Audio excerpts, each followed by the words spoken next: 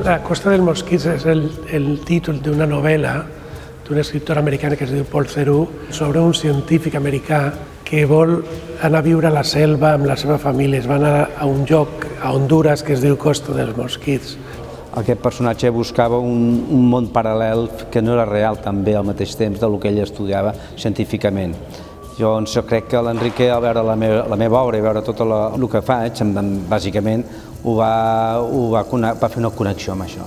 A la pintura de Santimos apareixen mosquits tot el temps, estan com amagats a les pintures i crec que crea com un món que té un poc quasi com de vegades de ciència-ficció i per això li vaig posar aquest títol, la idea d'una utopia, un món utòpic que està de vegades com col·lapsant.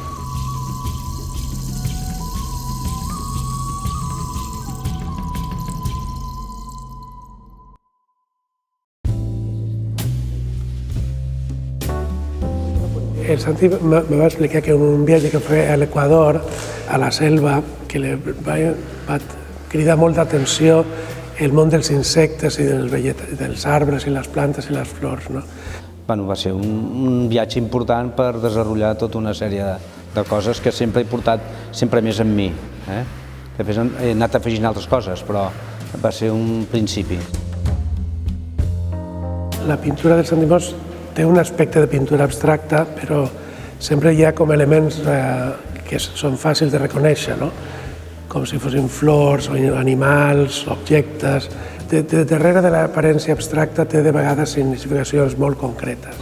M'agrada molt jugar amb un terreny que no és del tot reconeixible, que té un món oníric, un món fantasiós, però que està basada en una realitat, en l'ordre ocult de les coses, en parlar de la naturalesa i utilitzar la naturalesa i aquests insectes o aquestes plantes o les formes aquestes que faig per explicar altres temes que no són obvis, però jo crec que hi són.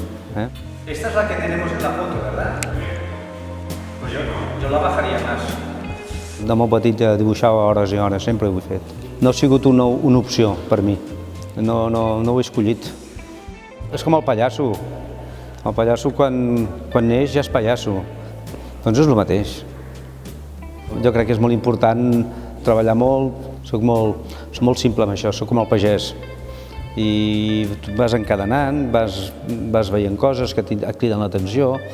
La solitud i la soledat en la que jo visc contínuament m'ajuda molt a apartar-me dels sorolls aquests que són satèl·lits i que només fan soroll i no t'aporten res. Llavors m'ajuda molt a reflexionar i a trobar-me a mi mateix per evolucionar amb la meva obra, per la qual vol dir que tot el que jo faig intento que tingui molt de sentit i no sigui una cosa exaltada i emocional i prou.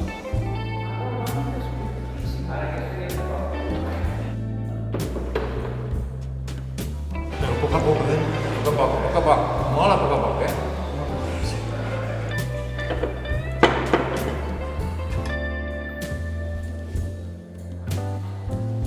Jo és un poc difícil de definir perquè el que fa és molt singular i és molt virtuós en totes les tècniques tradicionals. El que m'agrada és aplicar totes aquestes tècniques tradicionals que pot ser el dibuix, el gravat, l'escultura, la pintura, els murals i el collage i moltes altres coses, utilitzar aquesta tradició per fer una obra molt contemporània. Són jocs i si t'equivoques no passa res. Penso que el color és un aspecte que crida molt l'atenció, i també són colors, quan pinta flors, que és un motiu molt recurrent de la darrera època, diguéssim, que les dona aquesta cosa que tenen, com jo dic, paisatges de ciència-ficció, però també és una cosa que són colors que no són els colors naturals, un poc. També he passat molt de temps pintant blanc i negre, però depèn del que vulgui dir, en el moment que ho vulgui dir. El que tenim darrere de mi està basat en l'As d'Or de Puleyo, la peça aquesta de les porcelanes. Però ha fet projectes d'il·lustració grans i aquí dediquem una habitació o una sala a Don Quixot. El fet que m'hagin encarregat il·lustrar alguns llibres és el que m'ha forçat a destapar-me i a no amagar el dibuix que he tingut sempre.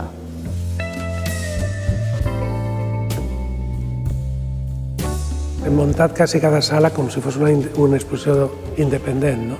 Hem començat com al final dels anys 90 i és des d'aquesta època que ja vivia a Nova York i crec que és el moment que desenvolupa la seva personalitat. No? Realment, amb tot el que jo faig, per molt diferent que sembli, sempre segueixo parlant del mateix.